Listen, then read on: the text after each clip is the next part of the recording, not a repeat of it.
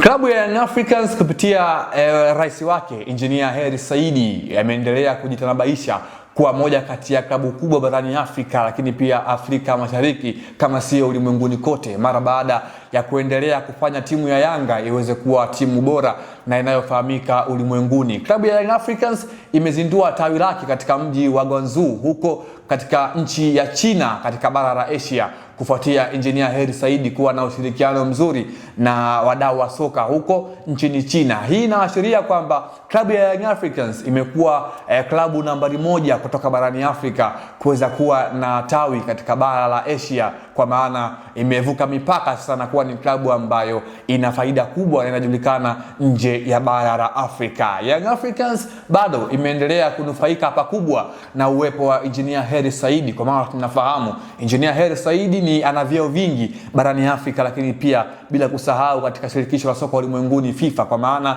huyu ni mjumbe wa kamati tendaji ndani ya shirikisho la soka ulimwenguni FIFA, lakini ni rais wa shirikisho la vilabu barani Afrika kwa maana ACA, Engineer Hersi Said kwa maana ya ECA, lakini bado ni rais wa klabu ya Young Africans. Hivyo klabu ya Young Africans imeendelea kujulikana ulimwenguni kwa sehemu kubwa. Hii inaashiria kwamba Yanga lengo lao sio tu Tanzania wala sio barani Afrika, bali pia nje ya mipaka ya barani Afrika inabidi ifahamike vyema katika mlengwa mmoja au mwingine. Ndio maana umeona Engineer Hersi Said bado akiendelea kufanya ziara, na hii sio mara ya kwanza. Tumeona Young Africans walianza barani Afrika katika mji wa Lubumbashi pale Kongo, walifanya hivyo uzinduaji wa matawi, wakaenda pia nchini Rwanda katika mji wa Kigali wakafanya hivyo, lakini safari hii imekuwa kubwa hadi katika jiji la China, katika jiji la Guangzhou katika nchi ya China. Kwa hiyo klabu ya Young Africans na Engineer Hersi Said wanastahili pongezi, kwa maana ilipo Young Africans